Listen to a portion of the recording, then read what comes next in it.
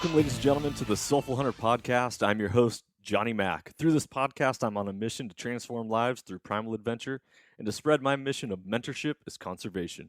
This podcast is powered by Washington Backcountry, a resource for all hunters, both new and old. To find out more about Washington Backcountry, go to wabackcountry.com or search for Washington Backcountry on Instagram, Facebook, Twitter, and YouTube. The Soulful Hunter Podcast is also proudly presented by T&K Hunting Gear. If you haven't heard about T&K, then it's about time you do. I've been using T&K gear out in the field and on hunts and have fallen in love with their stuff. T&K is veteran-owned and 100% made in America using only American-made products. All their gear is covered under a lifetime warranty with no questions asked. If it breaks or fails, they will fix it or replace it for free. T&K is your resource for bino harnesses, bow slings, and a lot more amazing gear. For more information about T&K Hunting Gear, go to tnkhunting.com or search for them on Facebook and Instagram. I hope you guys enjoy this episode. Freedom on and stay soulful. The Soulful Hunter Podcast is also proudly presented by the Crazy Elk Company. Based out of the state of Washington with products made in America, they are providing solutions with gear to problems you didn't even know you had. Their tag wallet is one of those solutions, and I had the pleasure of using it on all of my hunts this last year, and it is now a mainstay in my kill kit. The tag wallet is a water-resistant zippered pouch that comes with its own reusable zip ties to safely and securely store your notch tag for quick and easy access. For more information, go to crazyelkcompany.com and use the code SOULFUL with a capital S to save 20% at checkout. Be blessed, everyone, and as always, stay soulful. All right, ladies and gentlemen, welcome back to another episode of the Soulful Hunter Podcast. Today, I got a really cool episode, and it's something that has been on my mind for some time, but also it's something that as new hunters get into hunting, a lot of the ways that you can gain a lot of knowledge in a short amount of time is through the experience of going with the outfitter. And so today's episode, we invited on Jordan Lee of Relentless Guides out of the state of Utah, and we're going to be talking about what it's like to choose an outfitter. What are the pros and cons? What are some of the things to look out for? And if it's worth the bang for your buck. So, this is an interesting topic because I feel like a lot of the times within the hunting world, if it's not public land or if you're not DIY, then you're not a real hunter. And so often we can segregate between, well, I'm a bow hunter and yeah, but I'm a traditional bow hunter, rifle guys, whatever, all this different dialogue and separation when at the end of the day, we're all hunters and we're all trying to put food on our table, food in our freezer, and enjoy the process of the primal adventure that hunting provides. So it is something that I want you to take a moment and really reflect upon. What is your view of outfitters? I personally had a horrible experience, absolutely horrible. And we're going to be talking about that on this episode. But Jordan, thank you so much for coming on and talking about the outfitting game. Yeah, thanks for having me. Oh, my pleasure. My pleasure, my man. So give the listeners a little bit of history on you and your outfit and how you even got into the game. Well, I've hunted my whole life to start, and I've always wanted to be a guide, and it turned kind of into putting it on the back burner a little bit. But then I ended up getting laid off from work one winter, and that kind of really pushed me into guiding. Decided to pursue my dreams and get after it. So that's what I do, and I still work on the off season. But I've guided for a couple years now, and officially guided for a couple years, had my license and everything. And I did some hunts before that were, helping out friends, family, and friend of a friend and stuff like that. So, and now I'm here. I love it. So you were raised a hunter? Has it been something that you've always done? And so for you to have been in the hunting culture from a very young age, when you look at an outfitter, is that what like the top of the top is from your perspective, or what was it that drew you to want to be a hunting guide and an outfitter? Well, I wouldn't say they're the top of the top. I mean, some of the outfitters definitely have some really good guides because the outfitter, isn't the one that makes the hunt good all the time. You got to have good guides. But honestly, what made me want to be a guide was just I love hunting and I love being outdoors. And so I figured I might as well find a way to get paid to do that. So that's where I'm at. I love it. Yeah, people are always wondering, it's like, how do you break into the hunting industry? How do you break in? It's like, you either just have a desire to want to do something or you don't. Because if your desire to want to do something is not for the right reasons, you wash out pretty quick. You won't stay in it very long. And so I'm pretty sure, based off the way you're responding right now and shaking your head, you're totally in agreement with that. What are some of the hard things that you face of like trying to stay in the hunting industry as being a guide? So I really love hunting mule deer. And so I typically try to stay away from guiding mule deer hunts. And that's one thing that helps me. I mean, I do elk, I do lions, and I mean, I'll do mule deer hunts if the conditions are right. But I try to stay away from mule deer hunting because I am super passionate about it. And elk, honestly, I think elk are easier to hunt if I'm going to be honest. So that's kind of how I try to keep a good balance of things. So with you being in the state of Utah, and what is I guess in the state of Washington, you can get a over-the-counter elk tag, over-the-counter deer tag, over-the-counter anything every year. If you want to hunt branched antlered bulls, you need to be on the west side of the Cascade Mountains. If you want to hunt cows or spikes, you can go to the east side. But either way, it's still over the counter. So in the state of Utah, don't you have to actually put in for a permit to be able to hunt certain animals at certain times of the year? So for mule deer, you have to put in, but a non-resident, most units, you have a really good success rate, a high success rate of drawing your license. Elk, we have any bull over the counter units, but you have to be on the day they go on sale because they sell out in hours. You have spike only units, which are over the counter, and then you have to put in for cow hunts. And everything else, elk, like big bulls, if you want to hunt the premium units, you have to apply, and those take a long time to draw. You being an outfitter, are you given a certain number of tags that you get to have for the people that want to hire you? Or because, this whole thing in Montana right now about outfitters and landowners getting tags, and it really putting a damper on the out-of-state hunters. So does anything like that happen in Utah? So I don't, but some of the outfitters I work with and work for, they get what's called their CWMU units, which is Cooperative Wildlife Management Units, and they get a certain amount of tags for their land that they have. And they'll get elk tags, deer tags, moose tags, antelope. Like some even get bear tags, and then they can sell those however they want to sell them. Okay, I love it. All right, so let's get into the outfitting business because it's a tough business to be in. You're in the customer service business, and there is a high expectation on being able to deliver a product to somebody, and that product being an animal. At the end of the day, people are expecting, I would imagine that because they're paying $1,500, $2,000, $3,000. I mean, you name it, and we'll get into prices here in just a second, but what type of pressure is it like to be a guide, knowing that what you're delivering is not just an experience, but hopefully or probably or fingers crossed, I don't know, however you want to go about it, delivering them to get a shot opportunity or at least have a close encounter.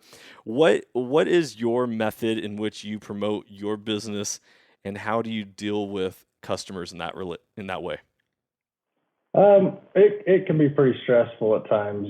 It's definitely can be tough, but I just try to look at it as, you hunt hard enough, eventually you're going to get an opportunity to at least take an animal or pass on one, or things like that. I always try to just get opportunities. It's not so much about trying to kill something. It's more about just trying to get an opportunity to either have a shot or pass on something and, have fun along the way. I mean, most guys are pretty easy to deal with.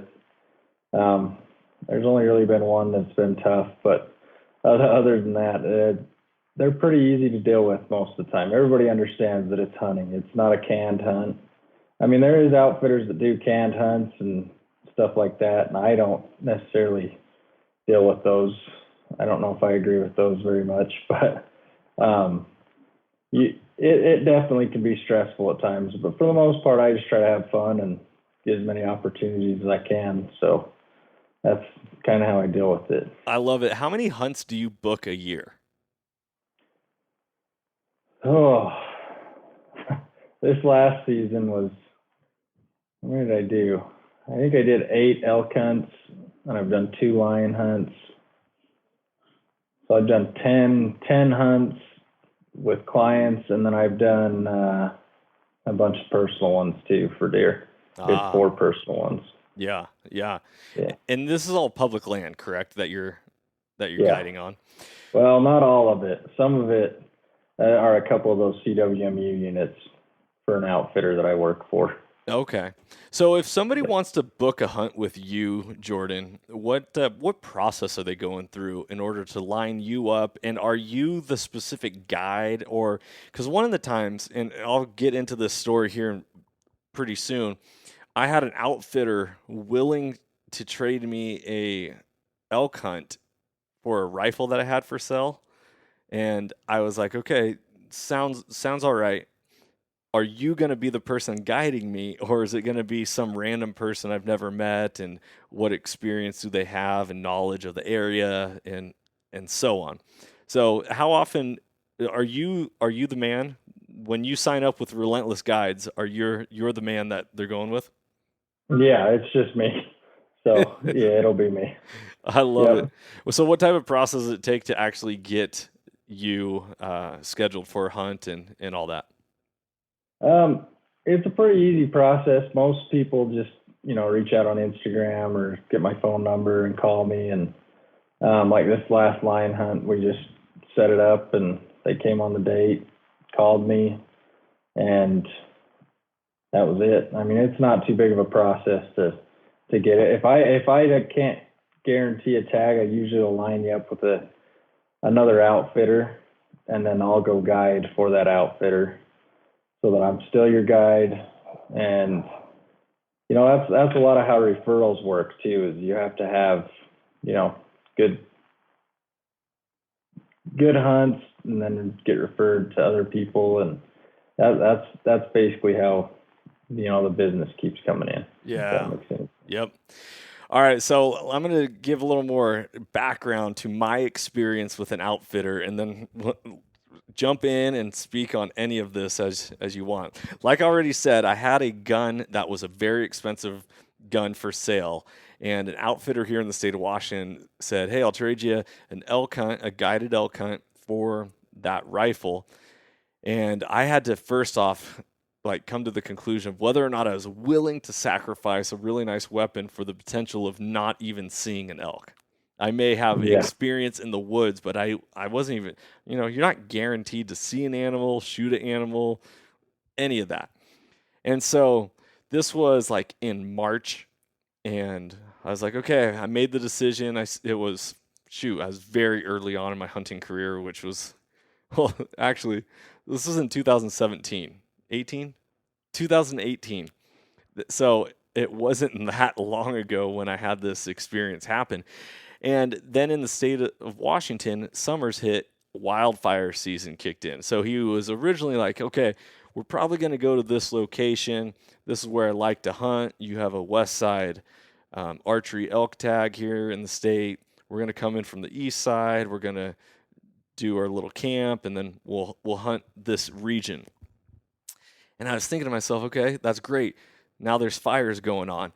And I can only imagine what it's like to have to scramble to try to figure out how you're going to still put people on a good experience of a hunt when you're dealing with nature and you're dealing with all sorts of stuff.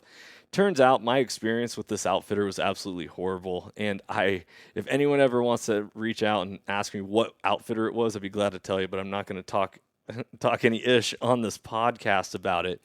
I ended up shooting an amazing, mature herd bull, and gorgeous 6x6 on that hunt. And that was the only elk we saw in 7 days.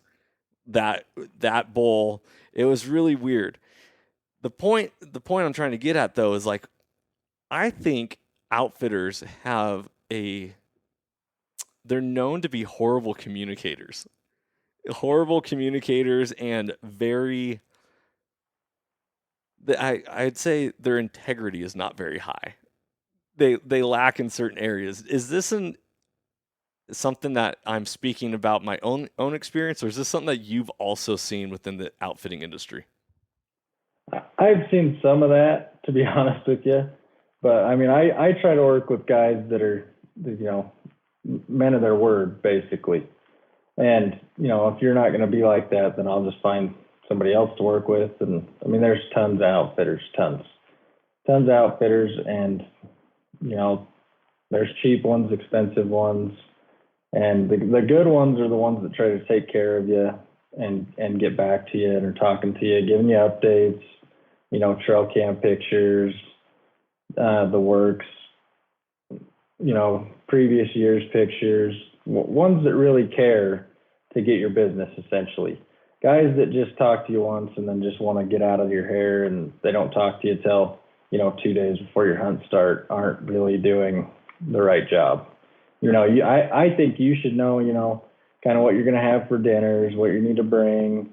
I mean, everything. You should have a whole list that the outfitter is telling you what to bring and what you don't need to bring, and, stuff like that. But yeah, my experience, just to jump in on this, is that's so funny that you say like what to eat. So my outfitter was like, yeah, if you want alcohol, you got to provide it. Other than that, I'll provide like basic food and stuff like that. It turns out whatever food that our outfitter brought in wasn't even enough to last us our entire trip. And we ended up like skimping on our meals. And the outfitter guide that traded me the gun wasn't the quote unquote guide. I wouldn't even call my hunt a guided hunt. And that's really, I pretty much traded my rifle for a wall tent, a horseback ride, and a little bit of food, because the guide, I didn't even feel like I could trust. I felt like he was like, oh, I just saw something. And just saying that to like make us feel better, like we're in the right area or on the right track. I ended up shooting my bull less than a quarter mile from a group of backpackers that were like 30 of them camped right next to the trail in this beautiful little meadow area. And I was like, dude, well, that's where we want to hunt. And we asked the backpackers if they'd camp in a different location or just hold off a day or two. And they're like, no. And I asked my guide, I was like, hey, have you ever been here before? He's like, nope, never been here. I didn't show up until the day before this tent got put up. And I had to help put it up. And I was like, wait, have you scouted around? Do you know the area? He's like, nope. But I know elk, and elk typically are the same all over the place. Have you ever had any experiences like this? Like, I mean, I gotta say, I had like a nightmare of of an outfitter experience, minus shooting a beautiful bull. A little bit. I've had to deal with some of that. I personally rolled into camp 2 days before a hunt started and never stepped foot on a unit, but ended up killing a great bull. But in those 2 days, I was out from before it got light till after it got dark, learning the country, finding elk. And your guide, to his credit, is right. Elk kind of are elk. If you know what they like and what they don't like, they're generally in the same places. It doesn't matter if you go to here, Nevada, Colorado, Wyoming. They tend to like elky country, if you know what I mean by that. I do know what you mean. It can be, a little bit challenging sometimes, but, a lot of the times, I think, if you get 2 days in of good, hard scouting, you can kind of figure stuff out within those 2 days. a week before, or, going out through the summer would be great. Like here on the Manti in central Utah, I'm up on the mountain every single weekend looking for elk and deer, mainly elk, clearing trails. I mean, I know where I need to be, and stuff. If you can do that everywhere, you'd be set no matter what. But there's just not always that time to go, because I guide in Colorado.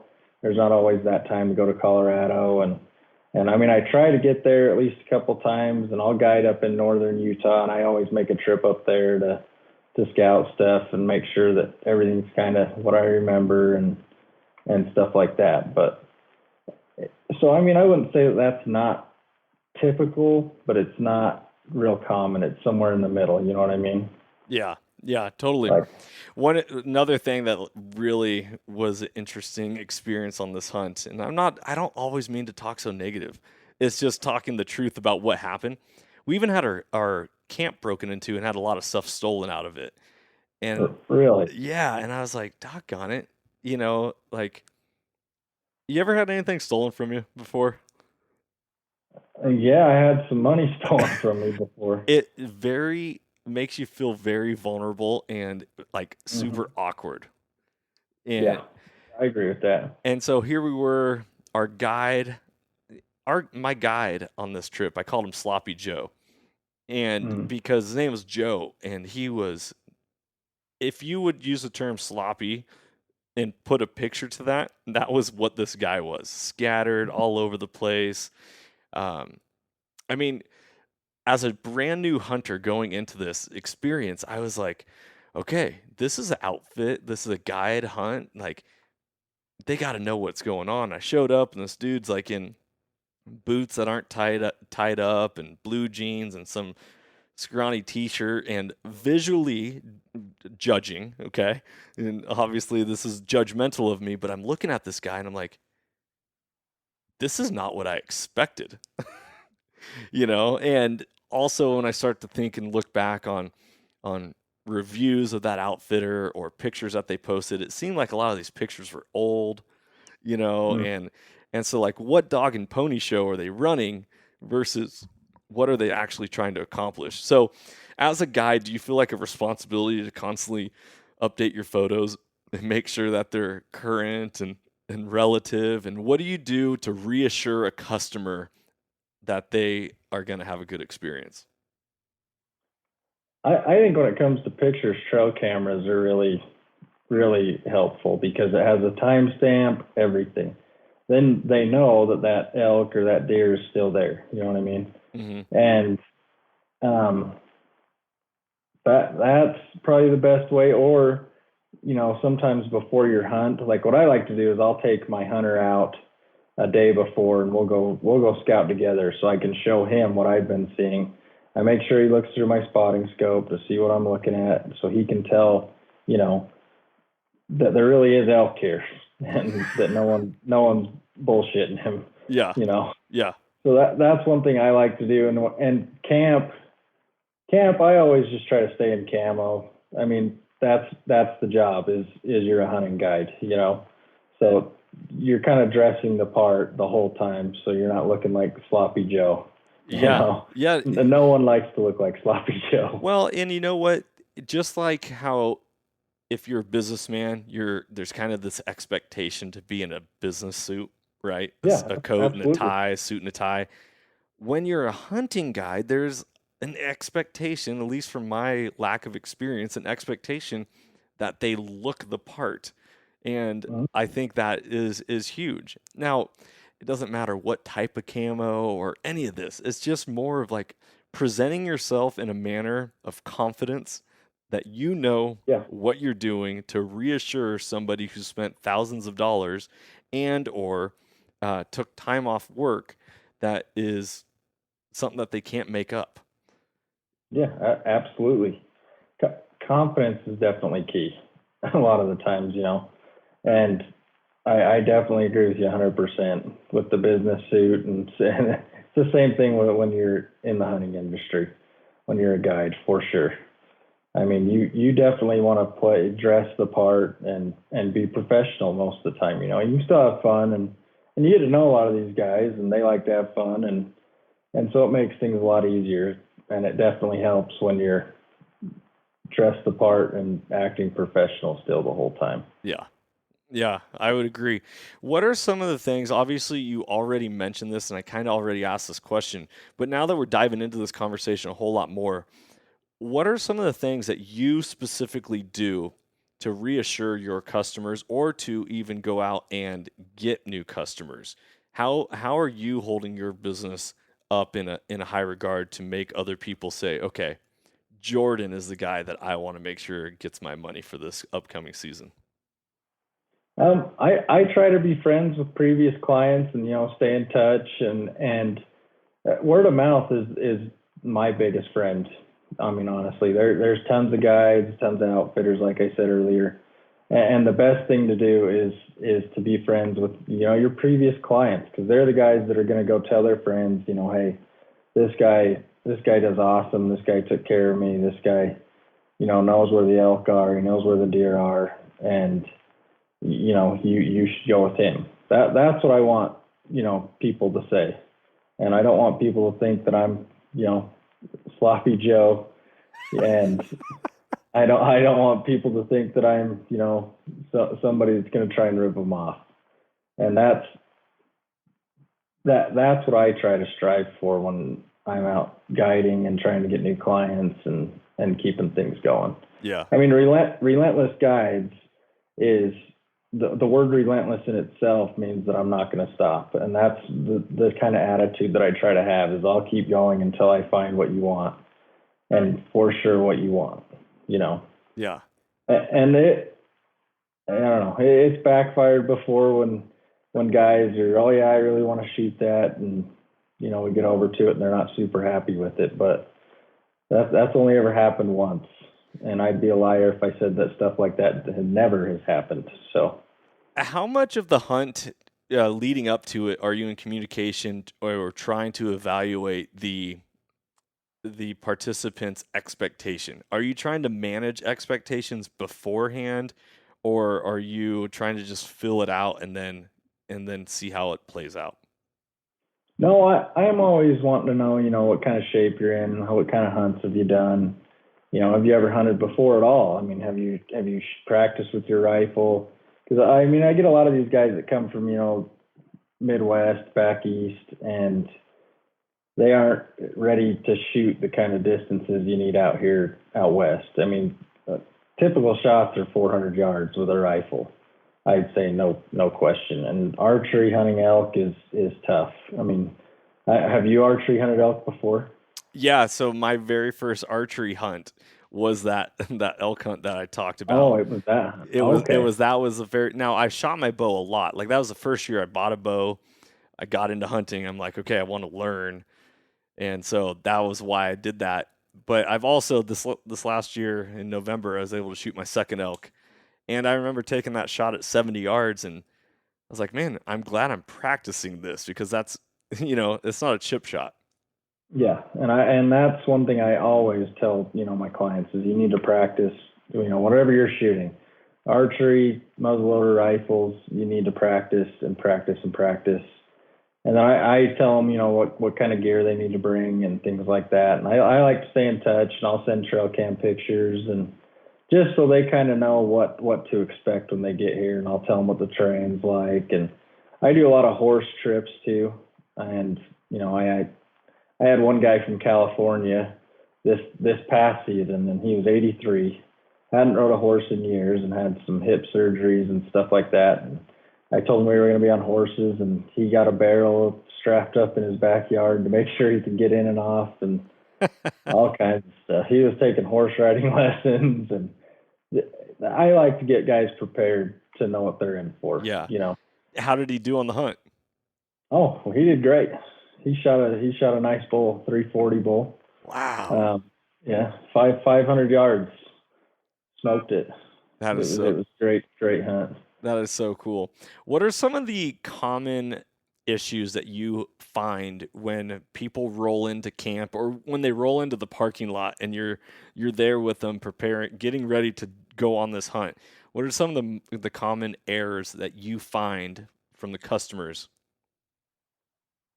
A lot of the times it's altitude plays a big part here, especially when, guys are coming from sea level and you're up, average 8,500 to 9,000 feet. I mean, that takes a huge toll on guys.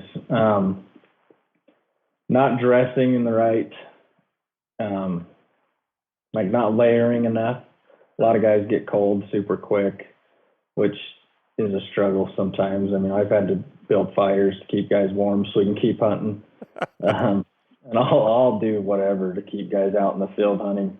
We're not going to get anything if we're back at camp. So I'd say the cold's a big factor, and elevation is definitely hurt some hunts, slowed some hunts down, because it takes guys, sometimes a couple days to get used to the elevation.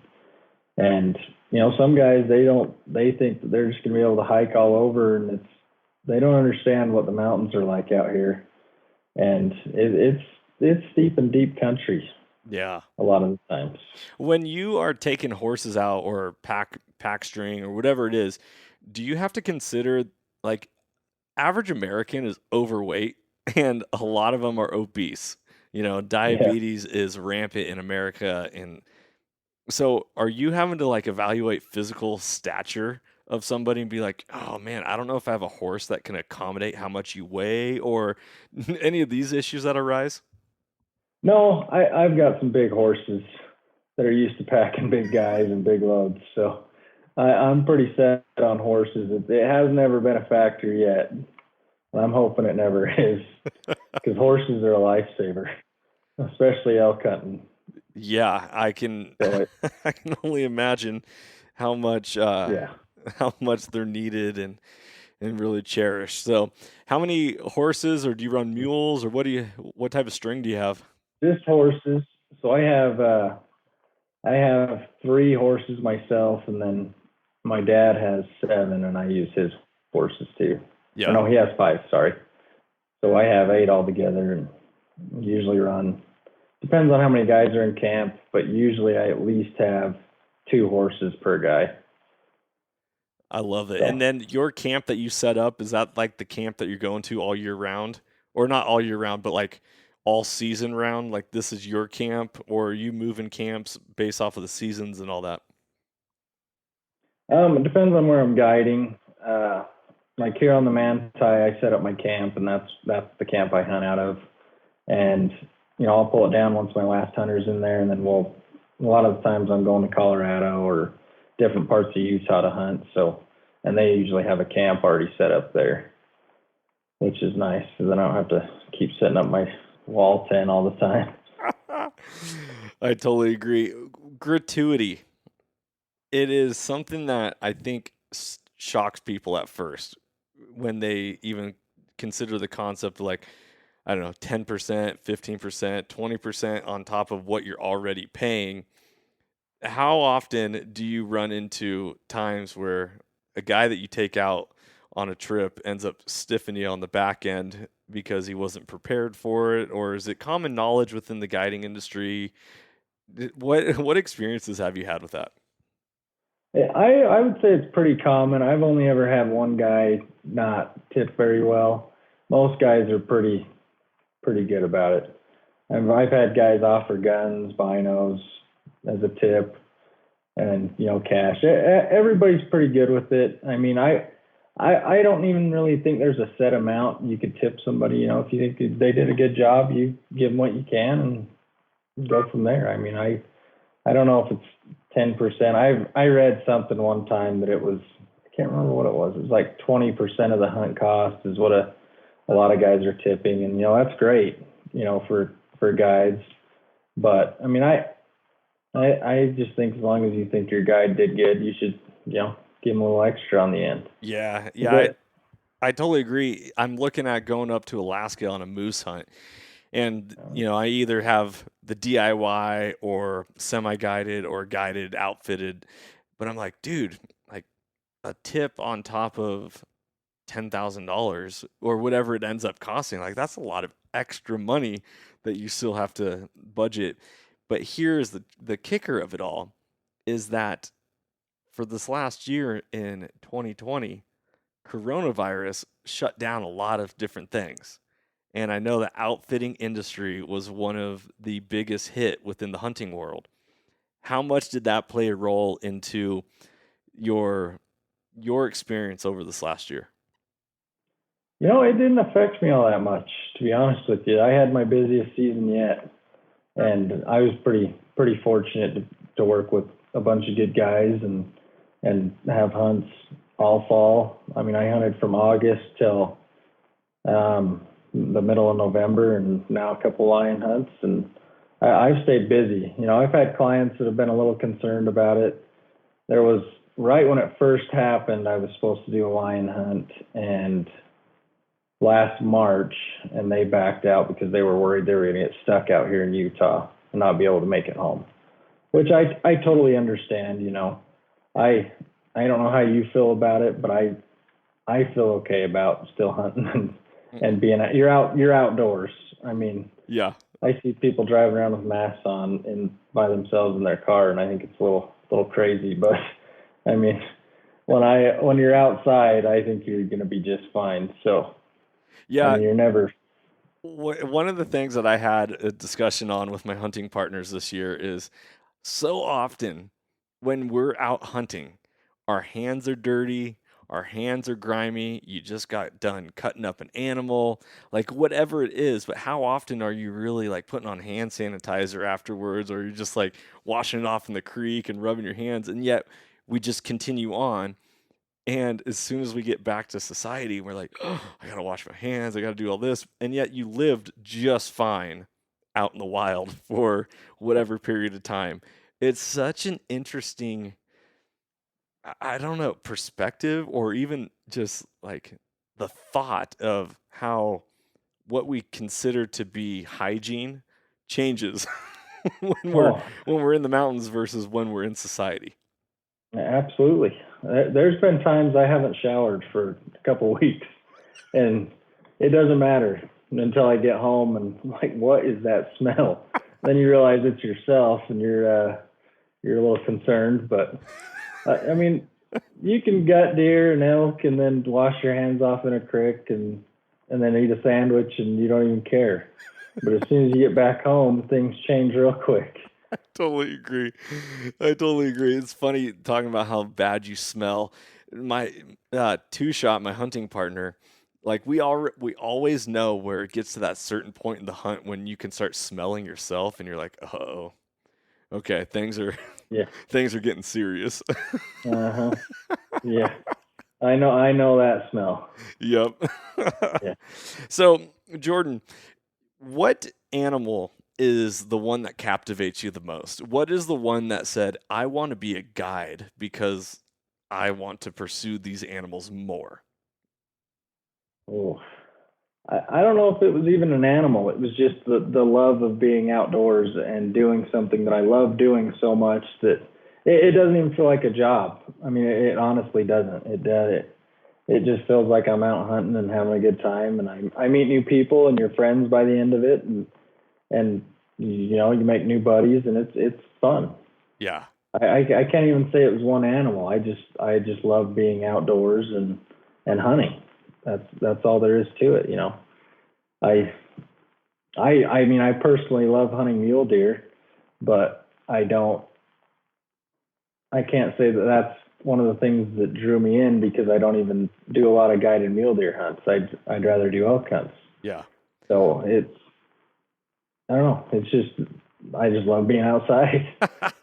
I love it. Now, you're also a listener of the podcast, not just someone who I reached out to be on as a guest. So you've heard me talk about on this episode or on this podcast, or maybe you have, maybe you haven't if you caught the episodes, but to truly understand and know something, to reach a level of mastery means that you can reteach something.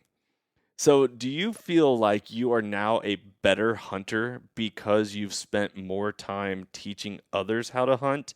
Or did you already feel like you were really good and then you decided to get into hunting? Or excuse me, No, get into guiding? no, I can't say I was really good at hunting. I've been fortunate to take some good bucks and had a lot of successful elk hunts. But I think that I learn more every time that I go out with somebody that, especially isn't from has never hunted out west before. You get to teach them, where to look, what to look for, what sign to look for, noises, stuff like that, and smells, especially people that have never smelled elk before. I mean, you know what it smells like when you're walking through the woods and all of a sudden you get that big musky smell. I mean, you know that they're elk Yeah. and they're right here. And experiences like that, and I learn stuff every time I go out with somebody. New little tricks I can do with people and how to get people on to find game in their scope. That's one other thing that's an issue is people finding things in their scopes, especially.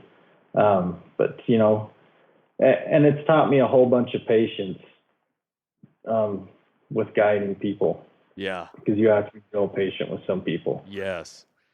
What I love about this is, so my mission of mentorship is conservation.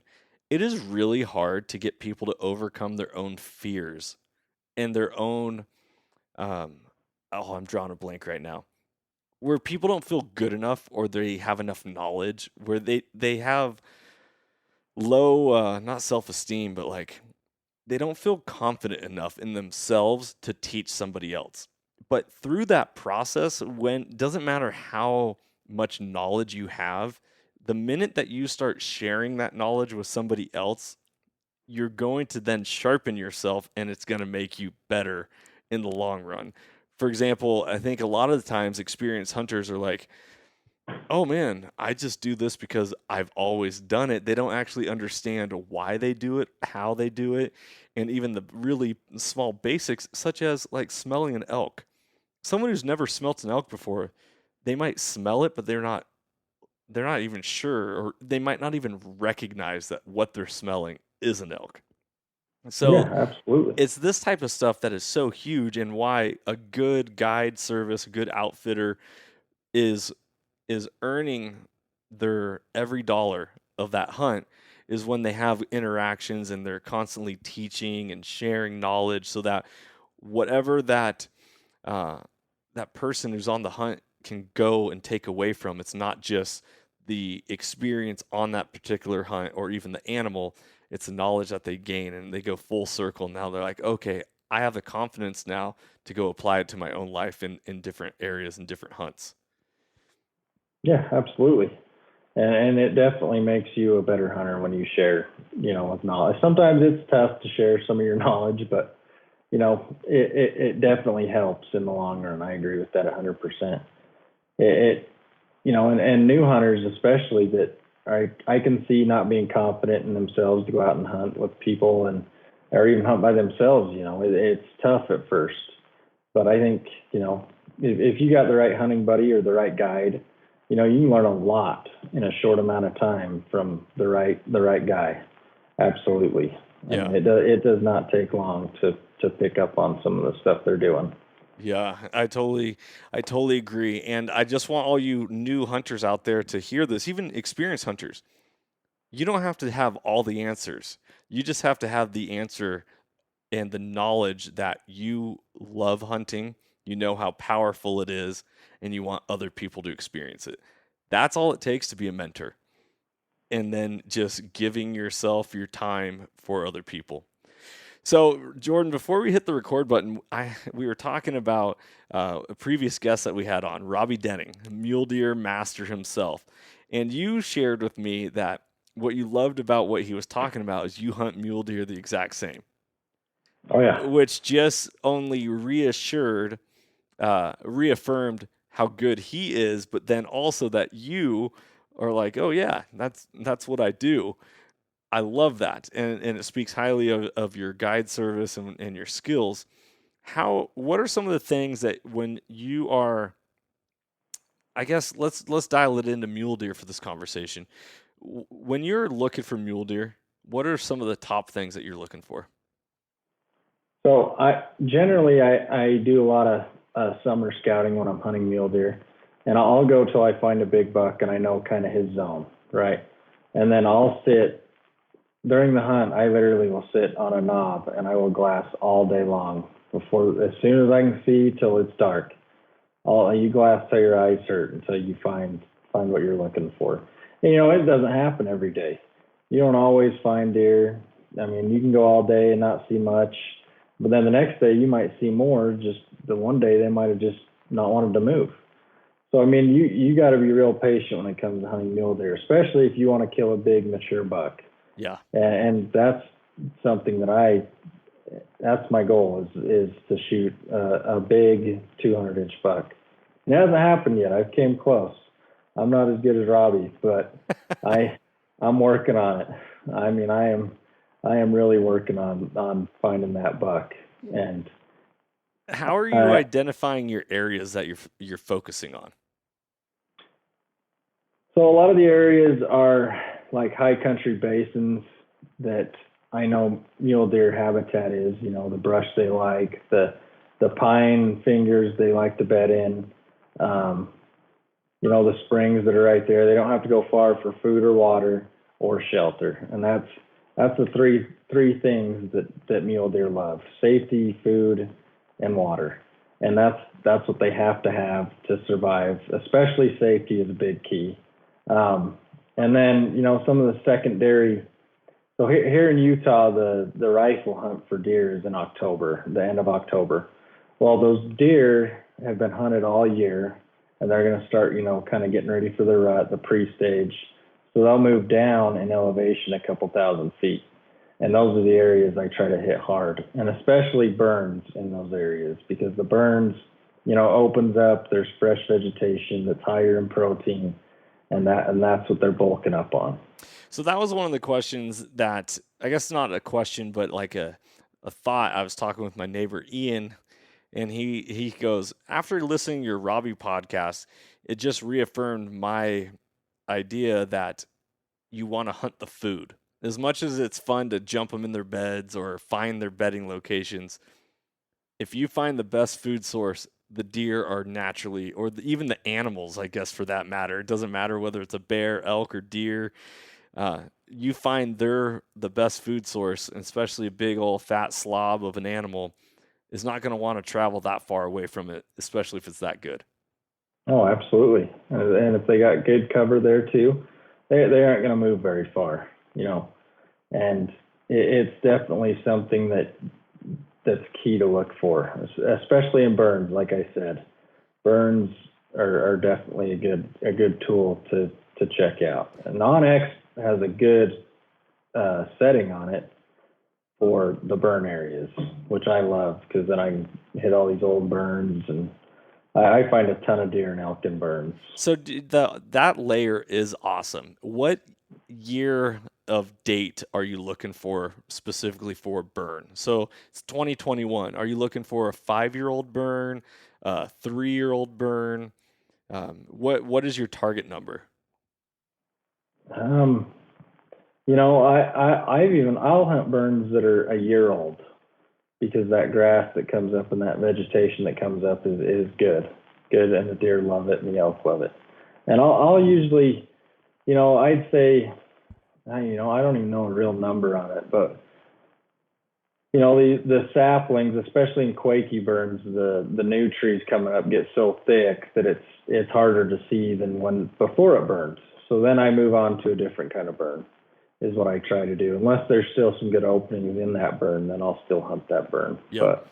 But when it comes to like a early season September, and then moving into November and the rut and all that, you talked about dropping elevation. Do you find yourself hunting more like a north-sided slope later in the season versus a south side slope, or any of that, or do you not even consider what side of the mountain they're on, and you're just focusing on where the vegetation and where the feed is?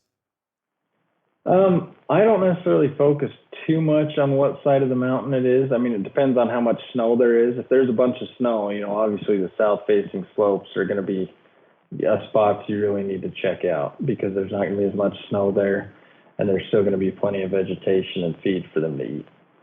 So that's kind of what I figure out. But if there's no snow, there could be deer on any side of the mountain. Right. Yeah. Right. Now, one of the things I've heard a horror story of an outfitter doing here in the state of Washington is you'll get these pack strings in and they'll set up camps in like the dead center of a basin, and it just blows out the basin for everything. How far away are you setting up your camps from the areas in which you're hunting? And then are you trying to stay more on ridge lines, stay down in the timber, or how do you go about setting up your camp? No, I'm not. I'm like miles away from where I'm going to hunt because I'll ride the horses to a spot where I can tie the horses up, and then I still have to hike a little ways to get to where I can glass. And I try to not skyline myself too much, but you have to when you get on some of these glassing knobs. But no, I've dealt with on some mule deer hunts I've done in Wyoming. We've dealt with guys that set up their camps. I mean, right in the middle of Deer Central, and it blows everything out of the country. And everything's nocturnal within a day. And guys sometimes just don't get it, and it's not their fault, but if you kind of learn the country a little better, you'd realize that right where you set up your camp is right where the deer are moving back and forth across that ridge. And it makes it tough. There's a good reason why it looks so appealing to you as a human that, of course, it's going to be appealing to an animal. Absolutely, yeah. but guys still just set up right in the bottom of a basin where there's a bunch of fingers of pines and water and feed, and yeah, there's water and feed for your horses too. But you're shutting down everything. And some guys aren't getting it. But, some guys it still works for them. Other guys it doesn't work for them. But right. I've never had it work when guys have been there. So have you ever had to go have words with them and be like, hey, listen, I just want you to know what you did to this because the day before you showed up, there's animals all over this basin? No, usually when I do like a big backcountry hunt for deer, we usually stay at least 10 days, and most guys aren't staying 10 days. They'll leave, and then after a day or two, things are right back to normal, I've noticed. So I try to not go get real confrontational with anyone. It's just, if you want to hunt like that, then fine, whatever. Yeah. You do what you got to do, and I'll wait. What's funny is hunting is a competitive activity. Right? Yeah. You compete against yourself, you compete against the animal, against nature, and against other hunters. And, you spend all year long planning and preparing for this one hunt, and you're going to be in this location, and then someone comes and blows out your basin. That is a little bit disheartening, and yet I know a lot of people are like, man, hunters, they're so like, they rip on each other, and I'm like, oh dude, I get it. However, isn't there something about that where if you're good enough to find the location that you're at, then you should probably have a couple backup plans as well? Absolutely, you should have some backup plans for stuff. And a lot of the hunts I do that. You've got to be able to go and find other places to hunt too. You can't have all your eggs in one basket. You gotta spread them out a little bit so that if this area isn't moving, you can go over to another area and check that one out and see which ones are going to work. Man, so that's beautiful. Jordan, how can people get a hold of you and schedule a hunt with you if they ever want to come down to Utah? Do you guide in Colorado as well as what you said? Yeah, I work with an outfitter in Colorado. And he sets up hunts, and then I go guide. Okay. But if really they want to connect with you as their guide, what is the best resources for them to hire Jordan? The best way is to get me on Instagram. It's at Relentless Guides on Instagram. That's probably the best way. And my email is relentlessguides@gmail.com. I love it. Those are the two best ways. I love it.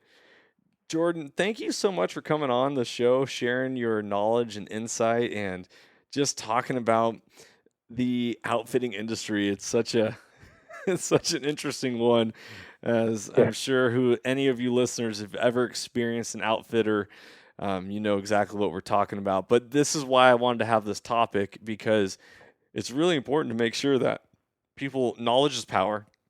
And the more knowledge that you can gain, the better and more informed decisions you can make. And that goes along with how and what outfitter or guide service you want to hire and to stick with. Because at the end of the day, like you were saying, you want to become friends with the people that you're going to be spending a lot of times in the mountains with. I know there's been millions of articles written in a lot of publications that are like, you got to make sure you choose your hunting partner wisely, because if you do not choose a hunting partner wisely, you're in for a very sour trip.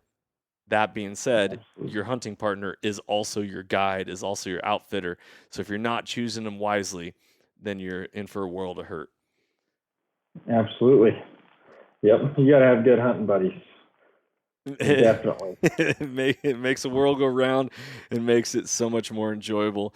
Jordan, thank you so much. Listeners, make sure to go check out Jordan on Instagram. And if you're interested in heading down to Utah for a hunt, look him up. I know I will at some point be calling upon him when it comes time for me to travel down to Utah to either get on a bull or even a cougar hunt. I think that'd be a lot of fun. Is cougar tags over the counter in Utah? Yeah, there's over-the-counter ones. And this year they just changed it, a bunch of limited entry units to over-the-counter harvest objective units. So there's a lot of opportunity down here in Utah right now. Oh, man, I love it. I love it. All right, listeners, I hope you guys enjoyed this episode. Thank you so much for tuning in. And as always, stay soulful. If you enjoyed today's podcast, I'd love it if you could go ahead and give this a rating as well as subscribe. Also, you can check us out on Instagram under the Soulful Hunter Podcast. Make sure to tag us in pictures and posts and use the hashtag Soulful Hunter. To find out more about the Soulful Hunter Podcast, go to soulfulhunter.com and be sure to follow the podcast, as we are going to be bringing you a lot of great information, insight, and changing lives through primal adventure. I look forward to connecting with you on the next episode. Stay tuned and stay soulful.